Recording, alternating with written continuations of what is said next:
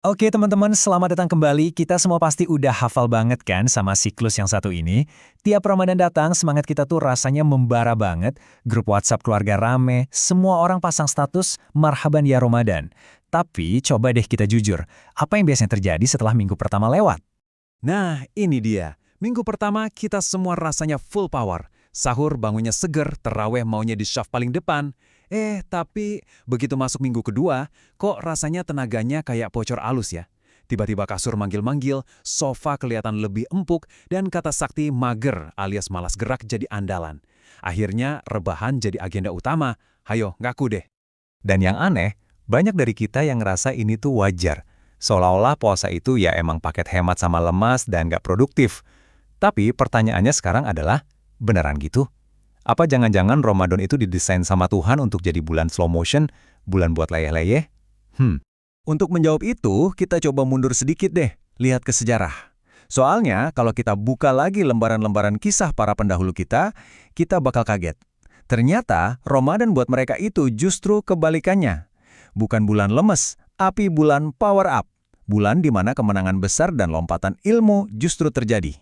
Kita mulai dari tanggal keramat ini, 17 Ramadan tahun kedua setelah hijrah. Di tengah panasnya padang pasir yang namanya Badar, terjadi sebuah peristiwa yang benar-benar mengubah arah sejarah. Sebuah pertempuran yang super menentukan.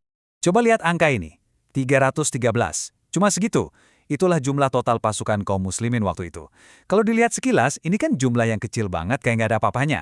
Dan ini lawannya, pasukan Quraisy. Jumlahnya lebih dari 1.000 orang. Udah gitu, persenjataannya jauh lebih lengkap. Coba deh bayangin perbandingannya. Satu orang harus ngelawan 3 orang. Secara hitung-hitungan, udah pasti kalah kan? Eits, tunggu dulu. Ada satu lagi fakta penting banget yang harus kita tambahin. Ke-313 orang itu semuanya lagi puasa. Di bawah terik matahari gurun, perut kosong, tenggorokan kering, terus harus ngadepin musuh yang 3 kali lipat lebih banyak. Kalau pakai logika kita sekarang, ini sih misi mustahil kan? Harusnya udah langsung KO di ronde pertama. Tapi hasilnya, justru kemenangan yang luar biasa buat umat Islam. Nah, disinilah letak keajaibannya. Al-Quran sendiri merekam peristiwa ini dan bilang, padahal kamu waktu itu lemah. Ini bukti telat bahwa puasa itu bukan bikin lemah. Justru di saat fisik mereka lagi diuji, kekuatan iman mereka jadi berlipat ganda. Ramadan itu bukan hambatan, tapi justru jadi momentum upgrade spiritual. Dan ini bukan cuma satu kejadian aja loh. Beberapa tahun kemudian, di tanggal 20 Ramadan tahun ke-8 Hijriah, terjadi lagi peristiwa monumental, Fathu Makkah, penaklukan kota Makkah. Dan itu dilakukan tanpa pertumpahan darah sama sekali. Lagi-lagi, sebuah pencapaian peradaban yang hebat terjadi di bulan Ramadan. Nah sekarang coba kita bandingin. Kita refleksi sedikit. Tantangan Ramadan mereka itu menghadapi pedang musuh sambil nahan lapar dan haus. Tantangan Ramadan kita seringnya cuma ngelawan rasa ngantuk sama males sambil bilang, aduh capek lagi puasa nih. Jomplang banget kan kedengerannya? Oke, mungkin ada yang bilang, itu kan di medan perang, beda dong ceritanya. Well, ternyata produktivitas super ini nggak cuma terjadi di medan perang. Para ulama dan ilmuwan juga justru ngegas di bulan Ramadan. Imam Syafi'i misalnya bisa menghatamkan Al-Quran puluhan kali sambil tetap aktif mengajar. Al-Khawarizmi, sang bapak Al-Jabar, ya tetap lanjutin penelitiannya. Otak mereka nggak ikutan puasa tuh.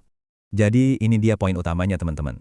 Ramadan bagi generasi-generasi terbaik itu bukan tombol pause atau jeda buat istirahat dari aktivitas dunia. Justru sebaliknya, Ramadan itu adalah tombol upgrade. Tombol untuk ningkatin level spiritualitas, intelektualitas, bahkan peradaban. Oke. Kalau emang bukan lapar dan haus musuh utamanya, lalu apa dong yang sebenarnya bikin kita jadi kaum rebahan di bulan Ramadan? Apa sih pembunuh produktivitas sejati di zaman kita sekarang? Yuk, kita kasih nama untuk masalah ini, bocor fokus. Kamu pasti tahu kan perasaan ini. Niatnya cuma mau scrolling media sosial 5 menit buat ngabuburit.